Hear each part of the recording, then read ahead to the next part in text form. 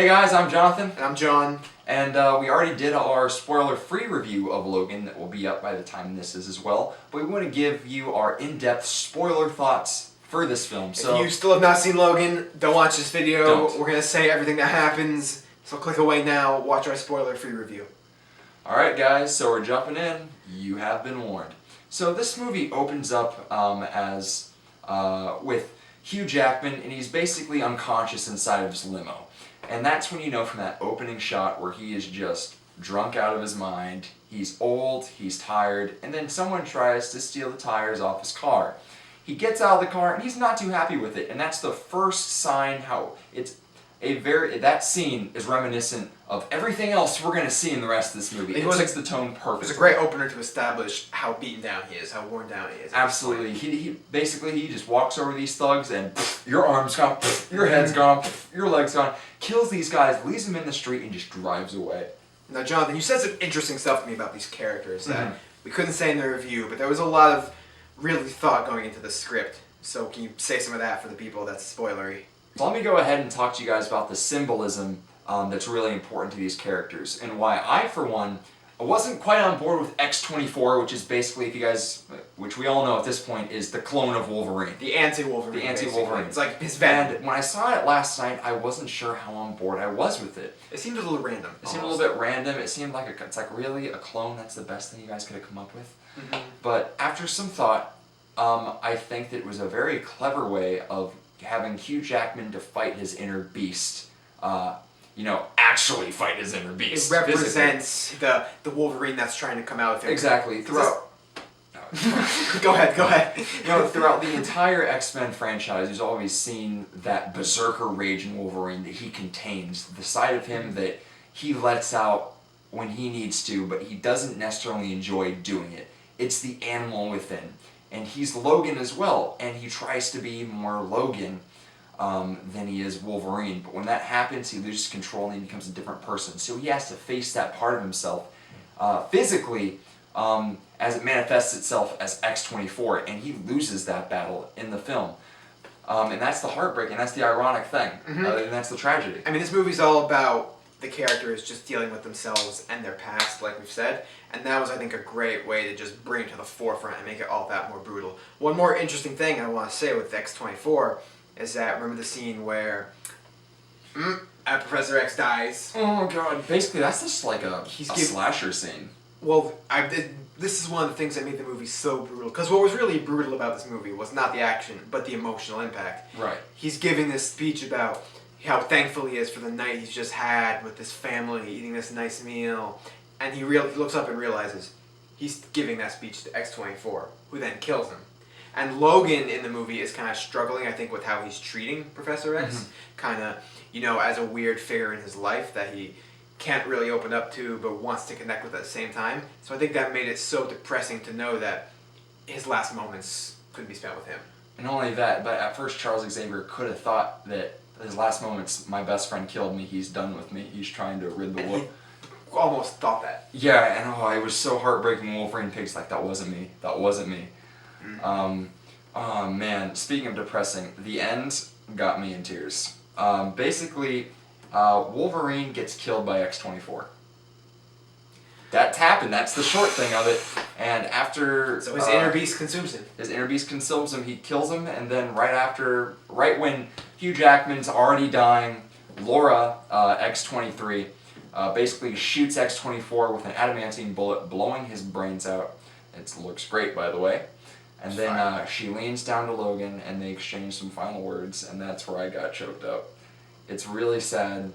Basically, Logan looks at her and says, "Don't be what they made you to be." Or I think that's what it was. Don't be what they made you. And that was... It was heart-wrenching. It was really... I shed a tear. Yeah, and then finally, when he's ready to go, Logan's always wanted to die. Through actually quite a bit of the franchise, right after X and the Last Stand. Because you have to think, because of this timeline thing, he's had a lot of loss in 2 different times. He remembers both of it. I think I've seen someone do the math, and he's technically lived for like 200-something years. Just with all the weird time travel and mix-up. He's lost a lot of friends. He's lost a lot of love interests. We see that all culminate in this movie in so many ways. He wants to die, and finally he's given that peace. and he says, "So this is what it feels like." To his daughter. To his daughter, X-23. And then And finally... we don't know what that means specifically. Right. And they've had like a tumultuous relationship throughout the film. It was like a love-hate thing. You weren't really sure how they felt about each other. Mm-hmm. And then finally, X-23 looks at her dying father as he dies, and she cries, "Daddy." And that's what... Oh my God. I think that's one of the things this movie did so well, is that this movie's all about the characters' relationships. And you have, the three main characters that Logan relates to, right? You have X-23, Professor X, and what was the albino guy's name? Caliban. Caliban. You have those three characters, the three people he connects with in this movie and is struggling with, and none of those relationships end well. Absolutely. They all end in a bad, brutal way. And that is just so heart-wrenching. Right. And after Logan saves all the kids and everything, basically saves them, they bury him, and they all give him like a little nice send-off. They put a cross in the ground and put a bunch of rocks on top of him. And she moves across so it's an X. Yeah. Oh, Don't do this to me. That was so good. Oh, that was great. I had to get that out of the way. But there are two sequences. Real man tears. To kind of finish this off a little bit of things I want to talk about. There are two sequences in this film that, from the trailer, I was like, what are they going to be about? And those were the vibration sequences. I'm like, why are these frames vibrating?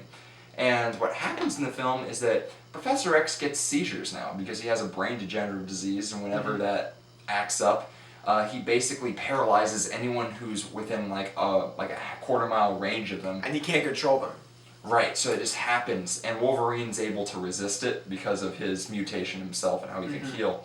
But so was everyone X-23. else, right, X-23, but everyone else is literally shaken, and if they stay like that too long, then they die. And so he has this, Professor X has this enormous guilt that he can't control throughout the whole movie because because his whole life mission, obviously, throughout the X-Men franchise was to make mutants peaceful and make humans have good relationships with mutants. Right, and what Professor X actually does in the film, what he mentions in his final words, is that he accidentally killed the remaining X-Men.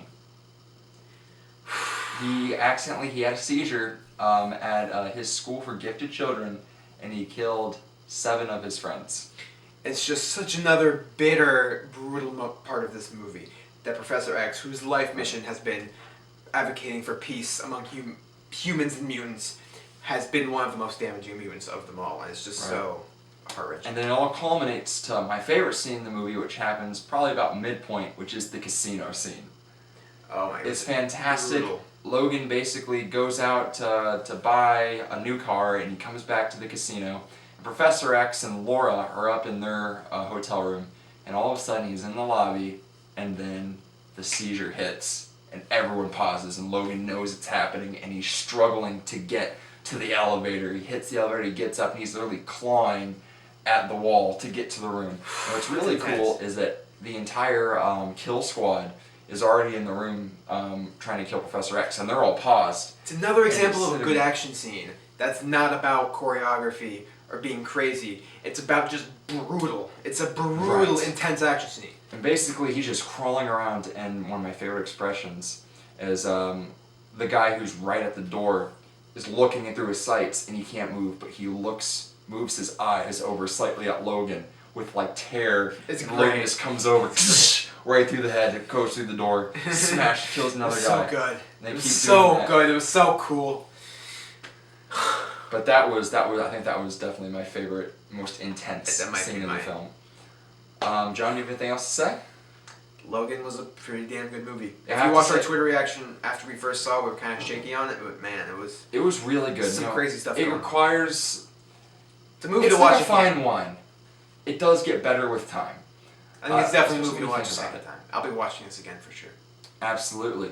So guys, how'd you like our spoiler review? Make sure to like this video and subscribe to our awesome channel. Make sure, you know what, let us know if you guys want more videos like this, because I know that we don't do this very often. Tell us what you want us to make. We'll make anything.